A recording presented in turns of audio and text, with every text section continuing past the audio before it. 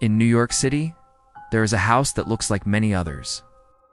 It is a brownstone that sits on West 10th Street in Greenwich Village. The exterior is elegant, classic, even welcoming to the casual passerby. Tourists stroll past it each day without realizing what kind of darkness has unfolded inside. Yet among locals and ghost hunters, this building carries a name that makes people lower their voices and glance over their shoulders.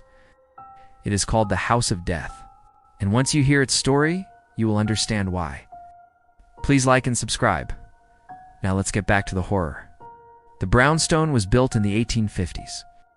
During a time when New York was expanding upward and outward, filling its streets with rows of homes for the wealthy and the ambitious. On the surface, it was the perfect home for writers, lawyers, and families who wanted to live in one of the city's most charming neighborhoods. But beneath the polished floors and behind its tall windows, shadows began to stir. Over the decades, the house became a magnet for sorrow, misfortune, and untimely death. Today it is said that no fewer than 22 restless spirits remain trapped within its walls.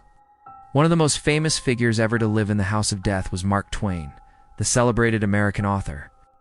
Twain was known for his sharp wit and skepticism. He often mocked the idea of ghosts and the supernatural, but his time inside this home left a mark that he could never explain. He stayed in the house for only a short period in the early 1900s, but witnesses claimed to see him wandering there long after his death in 1910. Dressed in his iconic white suit, his ghostly figure has been spotted near the stairwell, sometimes muttering under his breath, other times slamming doors in frustration.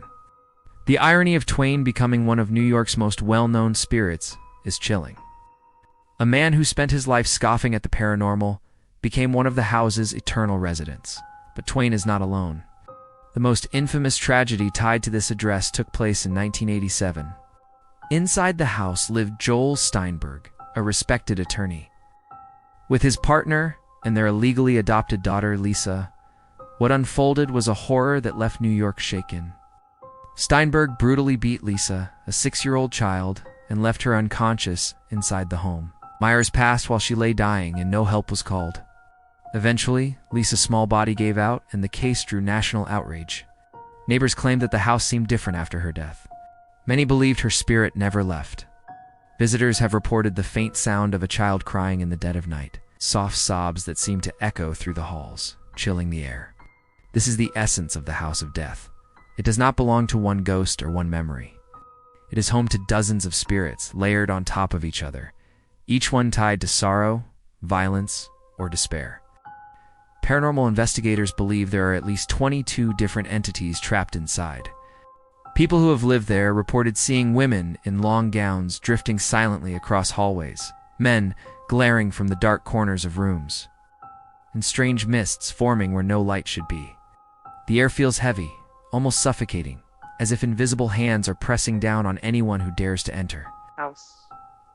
There are countless stories from tenants who fled the house in fear.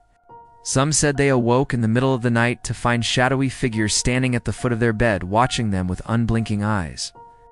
Others described feeling something icy and deliberate brush across their skin, like a hand that should not exist. Some claimed to hear footsteps climbing the stairs when the house was otherwise silent. And there are those who swore they were nearly strangled in their sleep by unseen hands that tightened around their throats before releasing them in terror. One particularly disturbing account came from a resident who owned a piano. Late at night, she would hear the keys being pressed, slowly and deliberately, as though someone invisible were playing a tune just for her. No matter how many times she closed the lid, the piano would begin to play again on its own. The melody was always the same, a haunting repetition that made her feel as though the house itself were mocking her. For many, the house seems to feed off despair. It is not just the spirits of the dead that suffer here. The living have not fared much better. Couples who moved in with love and optimism often saw their relationships collapse into bitterness. Families fell apart, careers crumbled, and some tenants became consumed with addiction or violence.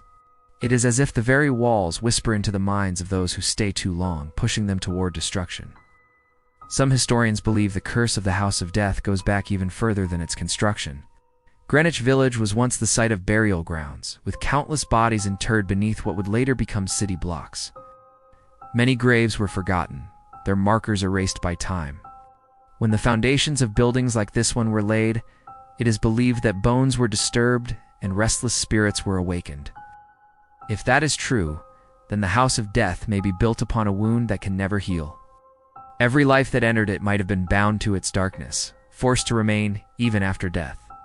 Today, the house remains a private residence, and ordinary people live behind its doors.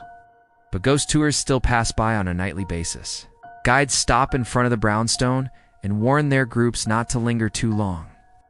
Visitors have reported feeling faint, dizzy, or overcome with dread while simply standing on the sidewalk. Some claim to see lights flickering in the windows, even when no one is home. Others say they catch glimpses of pale figures staring out at them from behind the curtains, only for the shapes to vanish when they are looked at directly.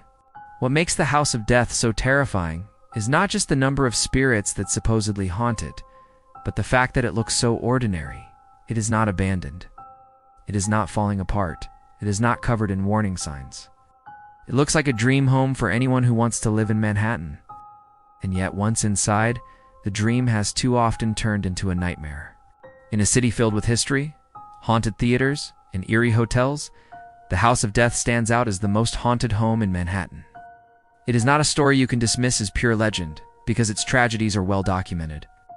Mark Twain really did live there. Lisa Steinberg really did die there. Neighbors, residents, and visitors have told their stories for decades. And whether you believe in ghosts or not, the unease that surrounds this house is undeniable. So if you ever find yourself walking through Greenwich Village and your path takes you down West 10th Street, take note of the brownstone at number 14. Pause if you dare, but do not stare too long into its windows. Do not lean too close to its door. Because if the stories are true, if the House of Death hungers for souls the way so many believe, then you may feel something reach out for you. And once this house notices you, there is no guarantee that you will ever truly walk away.